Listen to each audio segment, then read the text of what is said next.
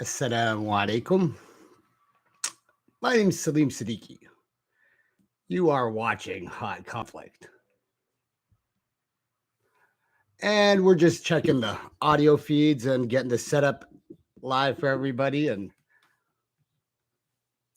going to be starting here in just a second. Yeah, feels a little crazy, right? A little bit strange. A little bit weird. It's been many, many years since those of you who are alumni of the Hot Conflict show have been live or on the air or watching a real Hot Conflict breakdown. And today I'm feeling kind of loony, I gotta admit. It feels a little strange. It feels a little unusual to be doing this again after such a long time, to be doubling down and going hard and saying, yes, it's still all on, brothers and sisters. Well, feeling kind of like a Looney Tunes character, a little bit weird when you hear from Hot Conflict and he says he's going to tell you something strange, something unusual, something ajib and gharib, as we say in the traditional tongue. Well, those of you who are alumni, those of you who are old fans of the show, you know that when I give the warning that I'm going to bring you something, I usually do mean it. And that's both a good thing and a bad thing. Always the new news is Bashiro wa Nadira, a glad tiding, a welcome news, a welcome disclosure and revealing, but also a warning, a reminder that things are about to change. We're talking about how it feels crazy and weird and unusual, and that I'm a loony character in the world that we're dealing with from amongst the Muslims. Yeah, I have no problem saying that. But it's true that when you are talking about subjects that are so far removed from the majority of people's awareness and understanding, you seem out of touch compared to them. You seem like you're on a different sphere, on a different plane. You're coming to them from a different dimension. You're coming to them from a different world. And so how can they relate to you? And sometimes people in the third dimension, they hear from us and we seem crazy to them. We seem out of our minds. In the old days, they would say, you are Majnoon. You are Massa min al-Jan. You've been touched by the dark side of the supernatural. You've been affected by the unseen world. You see, people who had understanding of the unseen, to those who were in the third dimension, to those who were in the worldly world, they seem like lunatics. It's sheer lunacy. Well, is craziness and lunacy connected to the moon? Right? Today we said we're going to be talking about the concepts of the moon and disclosures about the moon from the Islamic point of view and from those who are on the awakening path and the spiritual path, those who might call themselves way showers or light workers or rainbow warriors of all the different colors of the ray, those who are born recently, indigo children who don't feel like they're in touch with the dark density of the third dimension that we have been living on for quite some time. Yes, this gray is real, and I've been here on the third dimension for many, many years. And so oftentimes when I've been speaking to brothers and sisters of the light for the last 5, 10, 15, 20, 30 years, I always seemed like I was out of touch from their reality, like I was a loony character, right? Someone who's crazy, someone who doesn't say and do what everybody else does. And so how does that relate to the moon? You see, we often associate the concept of being crazy or out of touch with the world as being in touch with the moon. And the original term lunatic comes from that very idea, the effects of Luna, and that the concepts of the moon and the tides and the changes having effect on the earth, having effect on the liquids and waters of the earth, having effect on the emotional and spiritual essences of the earth. That has always been something in the general understanding that Allah has made these things signs. Allah says in the Quran, وَمِنْ آيَاتِهِ اللَّيْلُ وَالنَّهَارُ, and from his signs is night and day. وَالشَّمْسُ وَالْقَمَرُ, the sun and the moon. لَا تَسْجُدُوا لِلشَّمْسِ وَلَا لِلْقَمَرِ, don't prostrate yourselves to the sun or the moon. We do not worship the sun or the moon. وَاسْجُدُوا لِلَّهِ الَّذِي خَلَقَهُنَّ, pray to the creator of the sun and the moon. Yes, we acknowledge the magnificence and awesomeness of the sun and the moon and the powers that they have on humanity, but we do not worship the sun. We do not worship the moon. We worship the creator of them both. Right? This is the true essence of what you might call oneness. Understanding the true oneness is that you do not worship the creation. You understand the perfection. Yes, the perfection of the creation in all that is, but you do not worship the creation. Right? And this goes back to always what? For those of you who are fans of hot conflict, you know the story always goes back to who? The story always goes back to Abraham, Ibrahim, our father. إذ قال إبراهيم ربي الذي يحيي ويميت. My Lord is the one who gives life and takes life. And then the one said to Ibrahim, said, أنا أحيي وأميت, I give life and take life, right? The evil king said, I can control life and death. So Abraham gave the challenge. فإن الله يأتي بالشمس من المغرب فأتي بها من المشرق أو من المشرق فأتي بها من المغرب. That Allah makes the sun rise in the east. Can you make it rise in the west?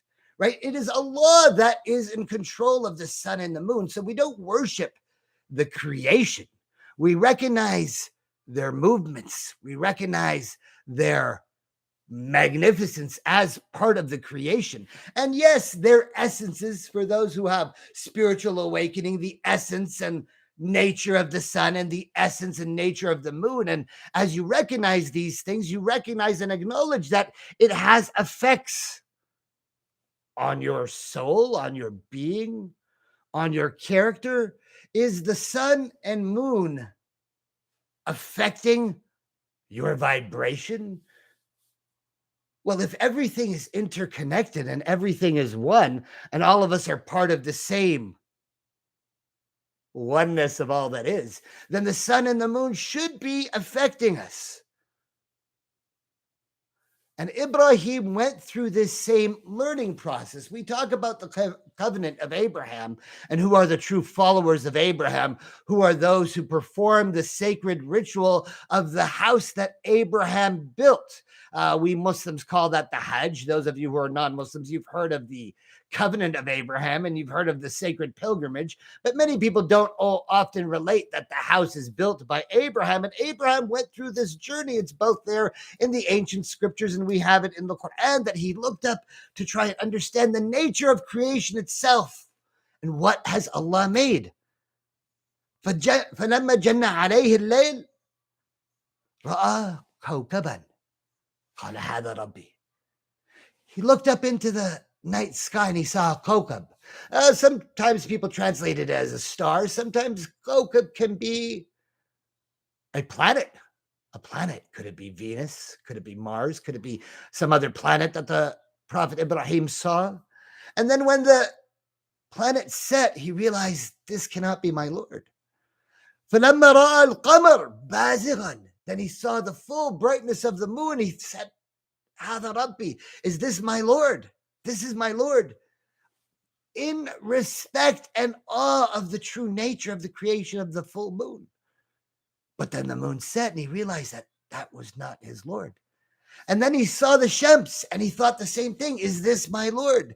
And it's the story that we hear of in children and it's narrated in the Quran, but often we misunderstand that Allah is telling us metaphorically that Ibrahim is getting an understanding at a high level of the nature of creation and understanding the stars and the planets and the constellations, the rotation of the sun and the moon,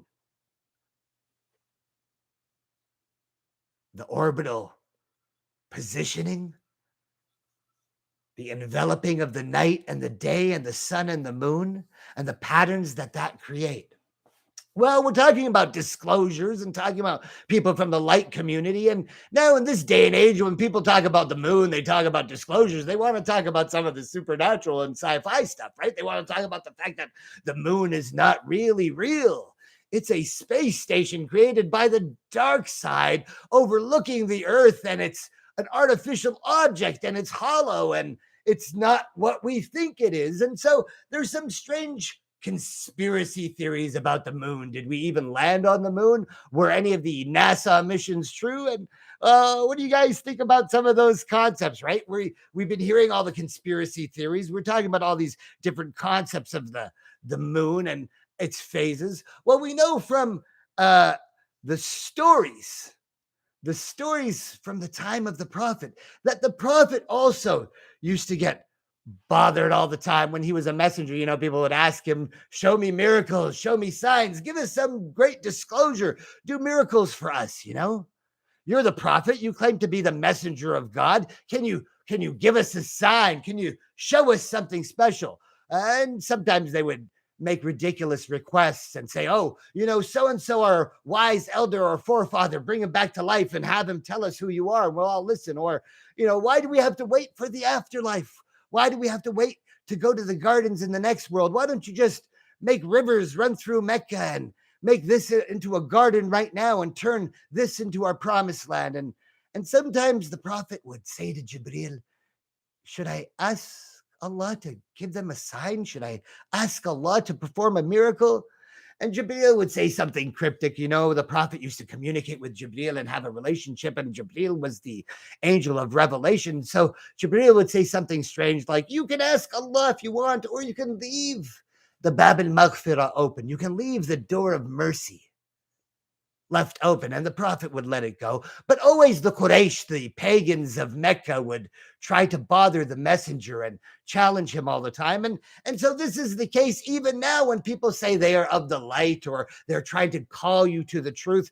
People get very annoyed and very upset, and it agitates them. It's a triggering for them. If they're in the third dimensional concept of self and nafs, anybody who says something to them could trigger them and make them feel strange or unusual and make them active, but in a dark way, meaning something you said just gets under their skin. But why does that happen, right? You see that online. You see that in the comments section when people go on the internet. Something that you say or something I say will make someone go crazy, and they'll write passages and passages. It's because internally they're looking for the truth. Everybody's always looking for the truth, and sometimes it is through negativity and hardship and darkness, or even exposure to the dark side, that leads us to the light. It's one of the strange dualities of reality, that we tend to not believe in goodness and in light and in truth. It seems too distant, too ephemeral, too out there, too foo-foo to actually believe in. But darkness, evil, yeah, that's real. I just have to look outside my window and, man, you see some stuff, right? Everybody knows dark is true. Dark is real. Evil exists. Bad things happen, right? You don't have to have faith to believe that. You just have to be awake and alive and look around and go, right? This is terrible, right? So we all know that that's true. Well, is there a connection to the concept of a full moon and gravity and density?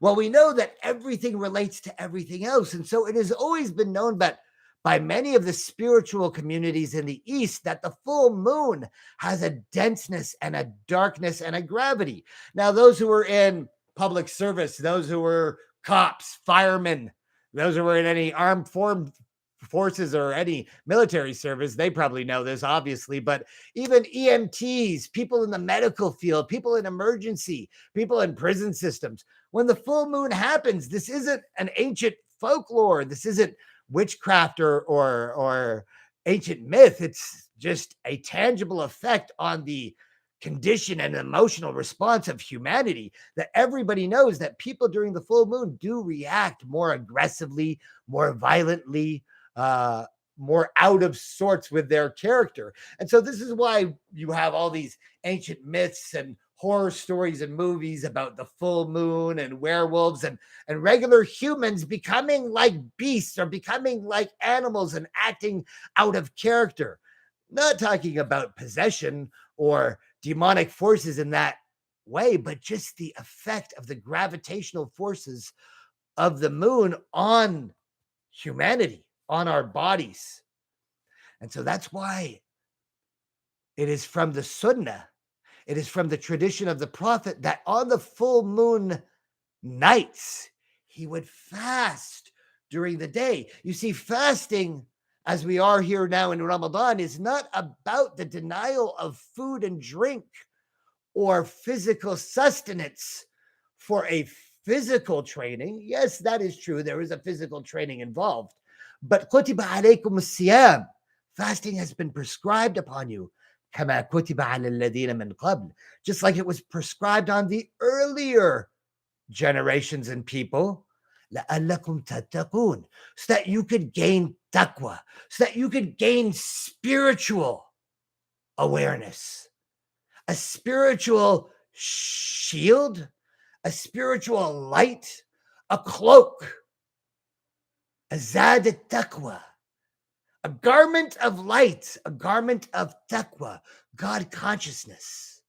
That fasting is prescribed so that you can shield yourself in God consciousness, to protect yourself from the effects of the full moon. And so that is why it is practiced as a sunnah and was practiced before us. And even the Prophet outside of Ramadan always used to have a certain sunnah, a certain tertib, and fasting on the full moon nights, the 13th and the 14th and the 15th of the lunar calendar, is a sunnah, is a tradition, is a practice of the final messenger of light to the earth.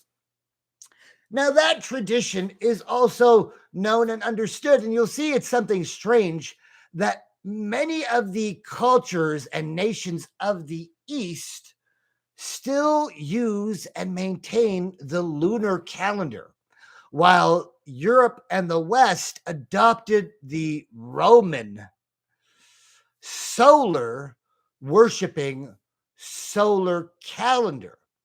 And that also has an effect on us not being aware, especially those in the West who aren't paying attention to the lunar cycles. The Indians use the lunar calendar, the Chinese and many of the Asian communities all follow the lunar calendar.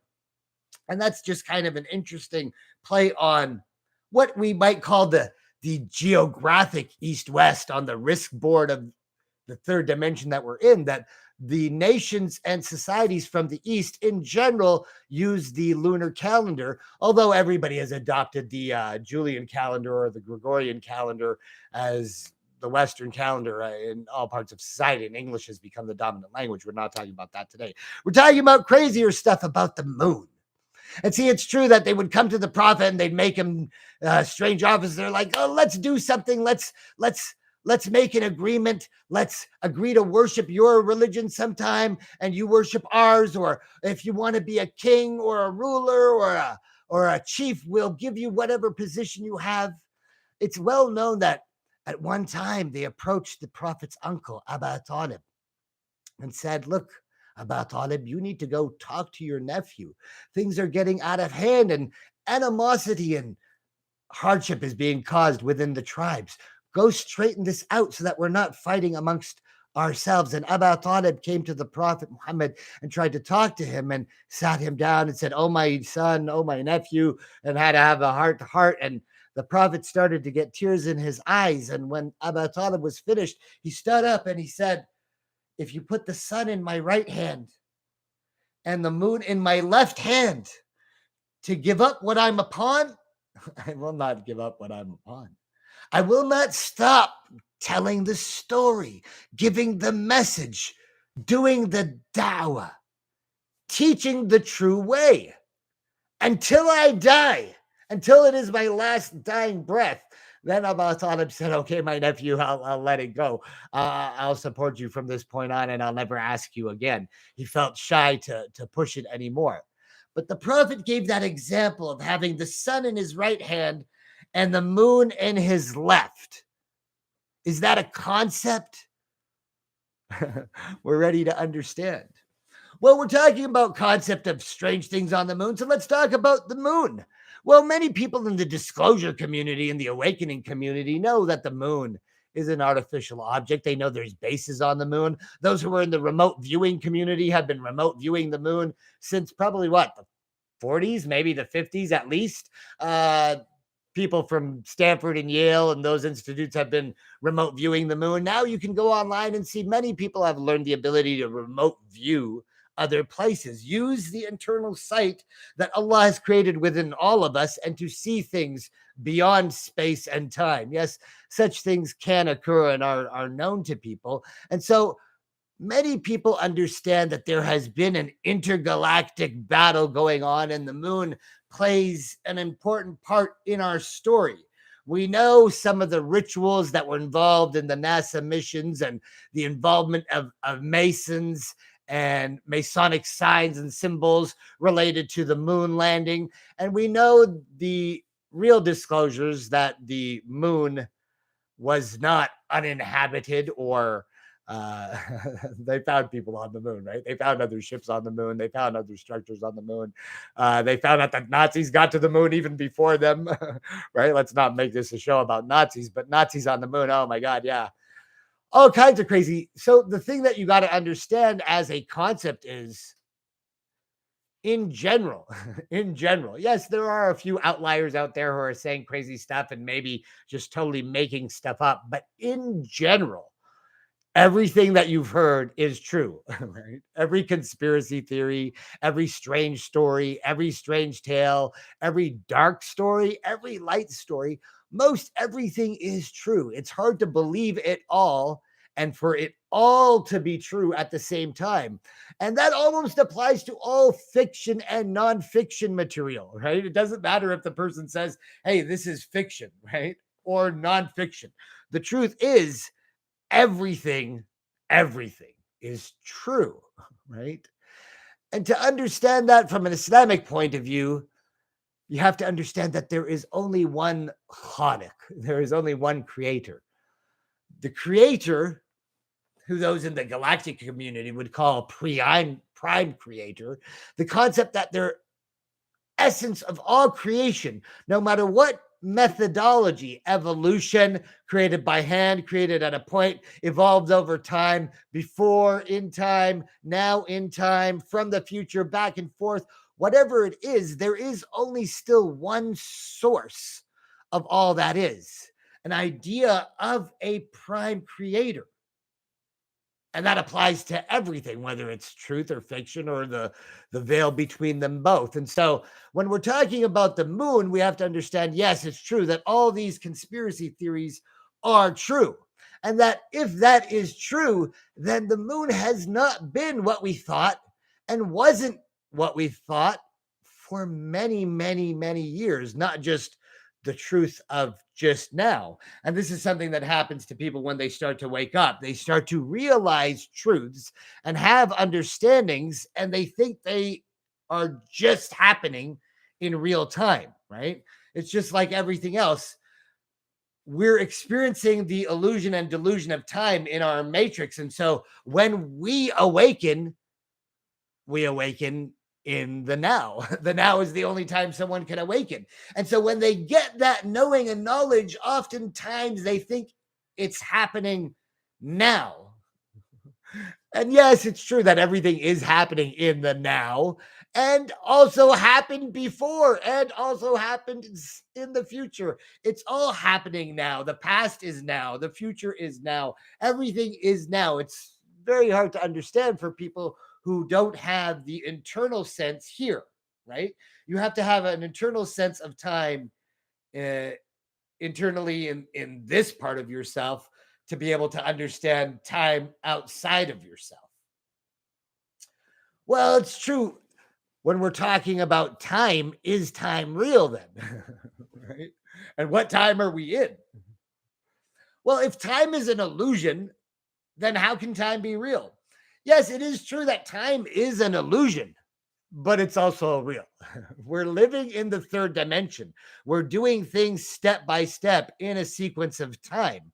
And eventually you will ascend beyond what they call the fourth dimension of time into the fifth dimension, or a 5D being, as the way showers talk about, and the light workers. Yeah, we would say different levels, and we would use different samawat and different abwab in the Eastern communities. But the concepts are still correct, that we are on an ascending track and people are awakening in their own unique time at their own unique pace. And so we have to be patient, patient and understanding for people, to let them find their truth in their own way and help them with the gentle nudge and the sincere advice, a dinun nasiha, a true reminder, giving that dhikr, giving a reminder to someone to help them see the reality of what is around them and understand time.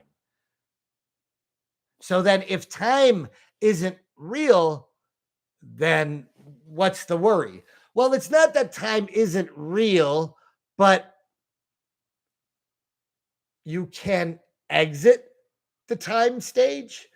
And those who don't exit the time stage are running out of time. Time in that way in the third dimension is real, and there are deadlines to this process.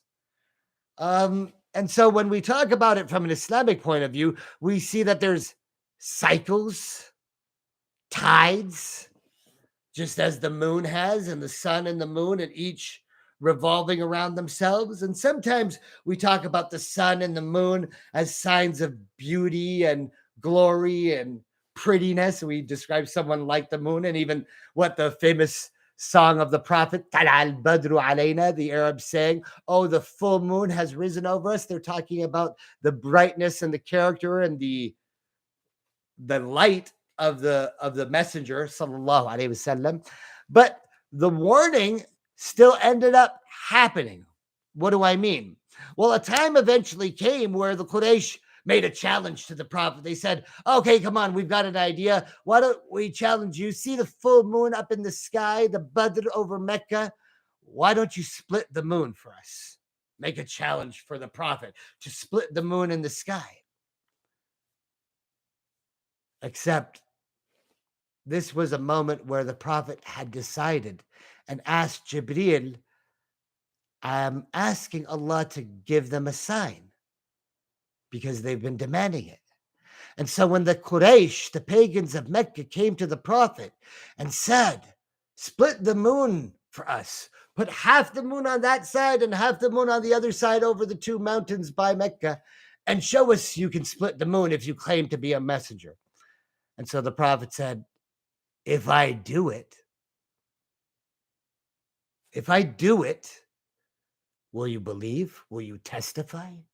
Will you bear witness that I am the final messenger, preaching the faith of worshiping the one true God, Allah? Yes, of course we'll testify. Of course. No problem, right? We'll testify. And the prophet points up to the moon. And by the name of Allah, orders it to split. You see, the sun and the moon have an interplay where they create day and night and day. The creation of time, the structure and organization of time, the purpose of the calendar and the months and the days are structured by the sun and the moon. يسألونك عن الأهلة. They ask you about the new moons and the phases. قل هي مواقيت للناس والحج. It is a system that we have created for you, Allah says, so that you can mark time and know when it is to perform the sacred ritual. The covenant of Abraham. and to know the months and the days, the fasting months, the sacred months, the month of Hajj. Is it possible that the rotation of the sun and the moon and the ikhtilaf al-shamsi wal-qamari, that creates time, and that time is a function of the rotation of the sun and the moon and the earth, and time is related to our solar system, and as you exit the solar system you also exit time, and that time is different throughout other solar systems? Well, this is something people are starting to get to understand, that time and density are related to your specific location, and that maybe we could be escaping out of time. Well, of course, we're not going to go into some crazy stuff, but the challenge was there, and the prophet split the moon. Now, afterwards, the Quraysh couldn't believe it. Everybody's looking at it in their sky. The moon is split in half. What's strange is they assumed, like all people do, this must be dark magic. This must be witchcraft. This is some kind of optical illusion. This cannot be real.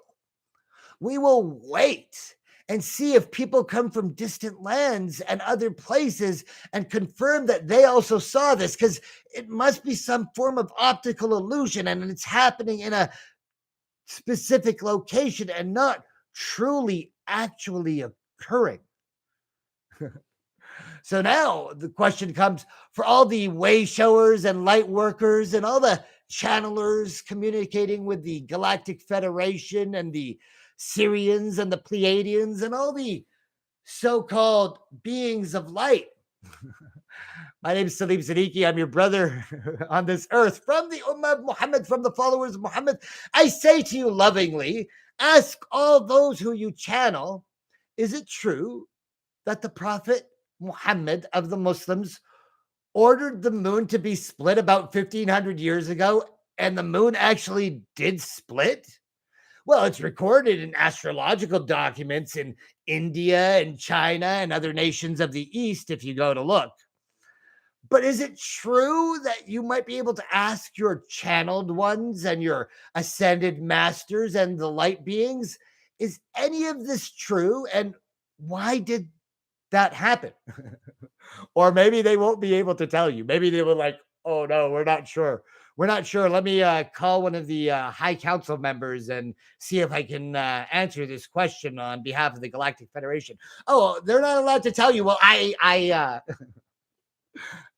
just did, right? Look, the prophet ordered the moon to be split, and the moon was split. So all those of you who are aware of what the moon is now in our modern day and age, you understand the nature of the moon and what it physically is. When the prophet 1500 years ago ordered the moon to be split, how did it split? Who follows the orders of the prophet Muhammad? And are there lunatics on this earth like me who know what the accords or treaty of Muhammad is between the final messenger of light and all the beings of light in the celestial realms or in the inner realms? Right? It's an open challenge. They're claiming to be so many light workers and way showers in the Western world, all awakening, and they're claiming so many people from the secret space program and the White Hat Earth Alliance. Well, are there any of them who truly know what the Treaty of Muhammad or the Muhammad Accords are and how that relates to the moon base that's orbiting the Earth?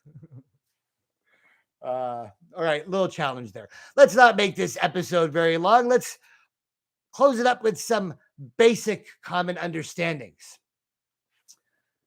Those of you who are alumni and brothers and sisters from the original Hot Conflict show, you know that things don't always mean what people think they mean.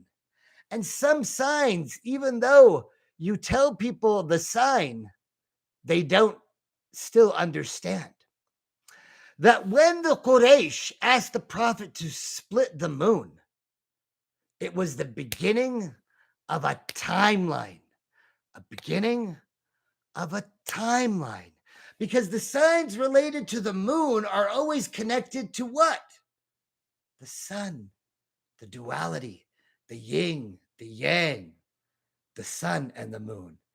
And if the sign of the moon has already occurred and it is not an insult to the Quraysh and the pagans, yes, it was an insult to them and a proof before them, but the purpose of the story is not to say, oh, look how dumb they were, look how jahil they were, look how ignorant they were. It's to understand that a sign in the celestial sphere of the earth to all of those viewing the earth has occurred. What does that mean? It means that time, even though it is untrue, time still exists. And for those on the third dimension, a timeline in effect has been activated. اقتربت الساعة وانشق القمر. Allah says in the Quran that the splitting of the moon, the sign of the splitting of the moon is so important that he says, اقتربت الساعة. The hour has drawn near. The moment, the time point has drawn near. And because of that, وانشق القمر. He says the hour has drawn near so that the moon has split. It's almost the cause and effect. Because the hour has drawn near, the moon has split. And if the moon is splitting, is a sign of time, not just for the Quraysh, but for all of the world. It is an indication that what is coming next. What is coming next, oh my brothers and sisters, is what you know. If you're alumni of the show and if you're fans of Hot Conflict, it is the sign that everybody is waiting for. The pairing sign of the moon is the sign of the sun. The sun and the moon are always paired together, both symbolically, as done physically by the messenger, and physically and spiritually in their essences. And so that is why those who are awake and aware have been talking about changes in the sun, changes in the direction of the sun, changes in the poles of the earth, changes in the magnetic spheres of the earth, changes in direction, changes in weather, changes in pattern, all kinds of changes leading to an indication of the coming change of the sun. And what is the coming change of the sun?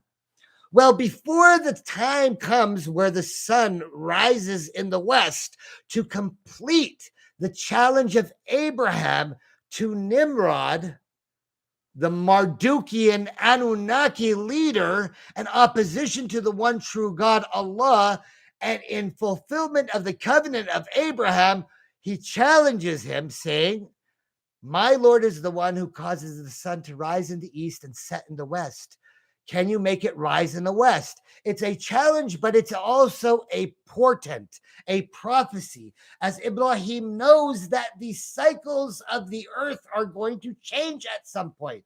It is implied in the understanding of Ibrahim in the beginning of the story that he has full understanding of the cycles of the celestial bodies. And that is what Allah implies from the story. And so when he makes that challenge, he knows that there is coming a time where the changing of the sun will occur. And those who are awake and aware are trying to also give you the good news. If the coming of the changing of the sun is the warning, then the good news, maybe some might say, is the solar flashes, the increase in vibration, the flashes of awareness of light, the coming of a photon belt. Whether the stories are true or fictional, all of us who are awake and aware are sensing and feeling the changes in this reality and confirming that the concept and the idea and the belief in the physicality of the process of ascension of the body and the world around us is a reality, and for you to now wake up to it if you haven't already begun to sense it. And those who are awake and aware and sensing it are on a path to raise themselves up and those around them. But the truth is still true, that those who don't raise themselves up and awaken their own hearts and internal souls, there is a timeline to this process. And that is why the final messenger said, when the sun sets, and he also talked to us about the days of darkness. The days of darkness. Some people would say 3 days of darkness or certain periods of darkness. And some people would say, or those of us who are on the awakening side, those of us who are on this timeline, we are not going to experience that. And we don't want to be here for that fitna. We want to avoid the times of trials and tribulations. We recognize they're coming. Left side, right side, and we want to choose to be on the right side path and not on the path leading to the times of trials and tribulations. And so the time does come where the sun does set. And it is at that time that the prophet said, the bab al-maghfirah, the door, the window, the gate, the opening of forgiveness, the pathway of enlightenment and spiritual mercy from your Lord closes. A point of ending time, a point of stoppage, a point of closing. And the time of tribulation then begins, the time of trials, the time where those who are left behind amongst the Christian community, right? The concepts are the same, that there is an awakening happening and there is a separation of paths, and there are trials and tribulations for those who do not seek the light and gain awareness. This is the deepness of the implied message of the splitting of the moon and that it's sister sign of the sun. And also the good news for those who seek salvation, those who seek awareness, those who seek oneness of all that is, those who seek to avoid the trials and tribulations, that all messengers taught that the trials will come. But those who seek the mercy and forgiveness of their Lord, Allah opens for them a way, a door, a gate, a bab, a window, a path, a tariqah, a methodology, a reminder, right? A storyteller. Someone will come and remind you of the truth, or the world around you will cause you to awaken. And it's true that the world around us usually knocks us almost to the brink of death, almost to the point where we have the life and death experience for us to wake up. But sometimes that is what it takes for us to wake up, because the third dimension is so dense and dark that we get stuck in the worldly realm, and it takes a jolt to bring you back into the light. My name is Salim Siddiqui. Assalamu alaikum. Peace.